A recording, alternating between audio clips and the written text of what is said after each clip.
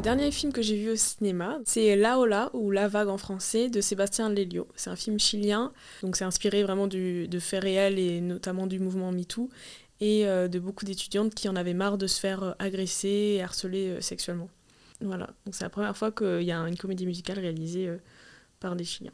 Donc, tu peux nous dire comment tu t'es sentie au début du film? Quelle était ta première émotion? Ma première émotion, c'était vraiment de me sentir totalement impressionnée et ça foutait des frissons. Enfin là, t'avais pas envie de les faire chier, quoi. Vraiment. Alors, quelle scène ou quel plan t'a le plus marqué, si tu te rappelles? Que toute la fin du film s'enchaîne en termes de musique et de danse. C'est-à-dire qu'il y a toute une partie pendant 40 minutes où il y a plus de musique et de danse, du coup j'en avais marre, j'ai dit mais j'étais venue voir une comédie musicale. Et en fait, non, c'est parce qu'ils nous préparaient pour un final où ça ne fait que chanter et danser pendant à peu près 1 heure. En fait, c'est une sorte de huis clos dans l'université, on passe d'une pièce à une pièce, et on passe de la réalité au surréel, enfin... Il y a des jeux de surréalisme, en fait, vu que c'est assez fantasque, les mises en scène de danse et de chant.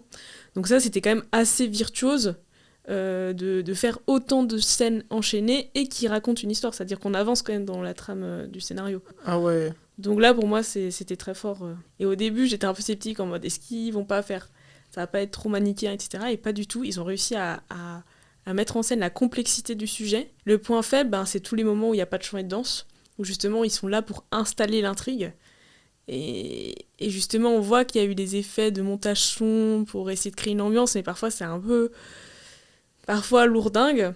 Et donc je dirais que c'est ça, c'est tous ces moments de creux sans musique où je me suis dit peut-être qu'il aurait fallu encore plus pousser le côté chant et danse, assumer que c'est quasiment en continu, quoi.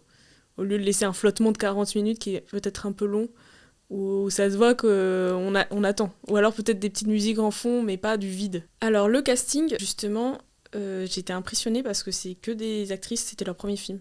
Du coup, moi j'admire toujours les réalisateurs ou réalisatrices qui laissent leur chance à des nouveaux talents. Donc sachant qu'elles devaient toutes chanter et danser, enfin savoir faire...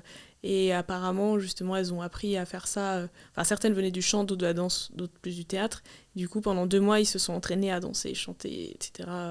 avant le tournage. Et c'est vrai que l'actrice principale, pour moi, c'était un peu inégal. Parfois, il y avait des moments où, on va dire, ça se voyait qu'elle débutait, des moments où elle était quand même assez impressionnante et charismatique. Et c'est un visage une beauté qu'on n'a pas l'habitude de voir au cinéma, et donc c'était chouette. J'aime beaucoup le jeu en fait des gens qui sont pas vraiment des acteurs. Des fois, ça peut être très riche en fait, en émotion surtout. Oui, c'est ça, c'est qu'en fait, il y a des fois où ça se voyait qu'il y avait le côté un peu amateur, mais au contraire, parfois, ça a amené un naturel et une profondeur aussi qui était chouette. Et aussi, concernant l'image, alors j'ai adoré l'étalonnage, enfin, la colorimétrie du film, vu que c'était des couleurs bien saturées qui pètent. Il y a les tons bleus et rouges, avec un peu de jaune et tout, enfin... J'ai beaucoup aimé comment ils ont... Enfin, l'image, en fait, qui était très belle. Ça mettait vraiment en lumière les costumes et les danses. Concernant les personnages, je les trouvais assez authentiques. Ça m'a rappelé des amis à moi et tout. Et pour le personnage principal, en fait, elle est dure à suivre, mais c'est fait exprès. Dans le sens où il y a plein de paradoxes. Vu elle essaie de retrouver le souvenir qu'elle a oublié de son agression. Du coup, elle est perturbée. Et parfois, elle fait des choix qui peuvent paraître étranges. Parfois, elle fuit, parfois, elle veut en parler, parfois non, parfois, elle se révolte, parfois, elle préfère ne pas en parler. Donc, en fait, et elle veut se taire, mais elle veut parler. Donc, elle est dure à suivre, mais en fait, c'est logique. C'est-à-dire, quand tu es traumatisé, quand tu es bouleversé, évidemment que ton chemin est sinueux et c'est pas une ligne droite, quoi. Donc, mais sauf que dans le film, le problème, c'est que ça prend un peu de temps avant qu'on comprenne vraiment ce qui lui arrive. Voilà, peut-être que ça méritait d'être on va dire, cette partie-là où il y a un flottement, on ne la suit pas trop, peut-être qu'il soit un peu plus court. Mais voilà, là, on est dans le détail, quoi. Quelle émotion as-tu ressenti à la fin? Étrangement, de l'espoir, même si la fin est un peu triste, mais il y a une petite note d'espoir à la fin. Bon, j'ai pas envie de se spoiler. Alors, la question de fond, déjà, c'est comment réparer ces femmes qui ont été meurtries. Parce qu'en fait, on parle beaucoup du débat à la fois des personnes qui accusent des agresseurs et à la fois des personnes qui les défendent. Donc on voit toute la complexité, l'enjeu de ces sujets si difficiles. Mais en fait, ce qu'on voit, c'est que la personnage principale, justement, elle est Julia. Et tout le long du film, on se demande est-ce qu'elle est vraiment écoutée, est-ce qu'elle est vraiment réparée. C'est-à-dire, au-delà du débat, au-delà de savoir qui punir, comment rendre justice, c'est comment elle peut se reconstruire après avoir été victime d'une agression. Et ce film le pose avec beaucoup de justesse, je trouve. Et c'est la question, vu qu'on parle de chant aussi, de comment sa voix s'élève parmi les chœurs. Parce que parfois, sa voix, elle est, comment dire, elle est parfois dérobée par le groupe. Et parfois, elle l'est avec le groupe, en mode... elle est dans la même révolte et la même frustration, mais parfois, c'est est-ce que sa voix est entendue, sa voix singulière, sa voix dans le groupe. Donc il y a vraiment toute la question de est-ce que sa voix est entendue et comment elle peut se réparer. Pour moi, c'est ça le message du fond. Et c'est pour ça que pour moi, c'est un film très bien écrit, c'est parce qu'il pose une question de fond très philosophique, en fait. Et on doit se poser la question nous-mêmes dans notre propre vie. Ok. Non, puis le réalisateur, enfin, j'ai vu d'autres films à lui et c'est puissant, quoi.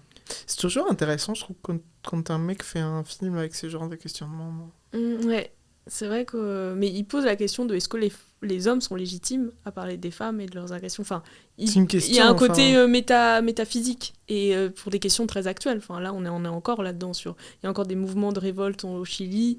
MeToo, on y est encore. Et du coup, ça pose toutes ces questions de genre, de est-ce qu'on a des alliés, hommes ou pas.